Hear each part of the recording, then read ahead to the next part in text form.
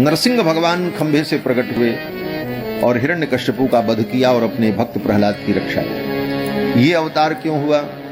बोले देखो, कथा आपको मालूम है, इसका सूक्ष्म भाव कहते हैं।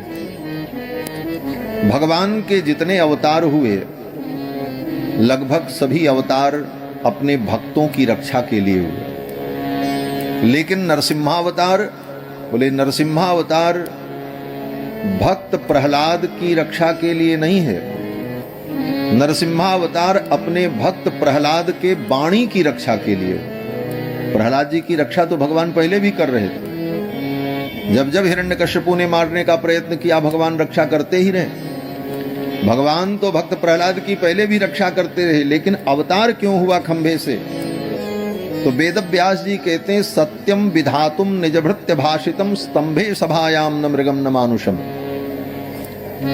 हिरण्यकश्यपु ने पूछा था, तुम्हारा भगवान कहाँ है? प्रहलाद जी ने कहा, मेरे भगवान सर्वत्र हैं। अंतर बहिश्च तत्सर्वं व्याप्य नारायण स्थितः।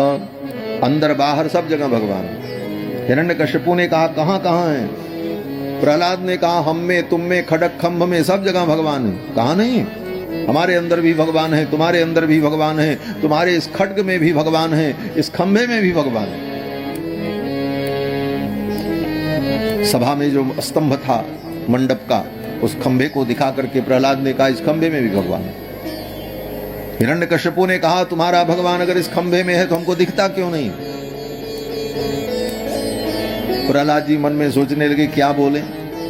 उल्लू को अगर सूर्य न दिखाई पड़े तो सूर्य की गलती थोड़ी है, तो उल्लू के आंख की गलती।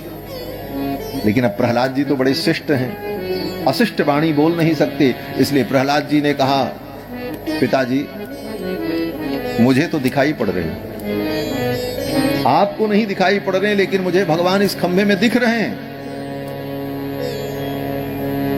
हिरण्यकश्यपु को लगा ये विष्णु बड़ा मायावी है, इस खंभे में है, मेरे बेटे को दिख रहा है, हमको नहीं दिख रहा है। चलो अच्छा है, वो विष्णु आ गया, आज मैं बदला लूंगा अपने भाई के वध का। और हिरण्यकश्यपु दौड़ा और दौड़ करके उस खंभे के ऊपर प्रहार किया। खंभे के ऊपर जब प्रहार किया, एक मुष्टिका का प्रहार किया, खंभा टूट गया। तड़तड़ तड़तड़ की ध्वनि हुई, खंभा टूटा और उस खंभे के अंदर से नरसिंह भगवान प्रकट हो गए। बोलो लक्ष्मी नरसिंह भगवान की जय।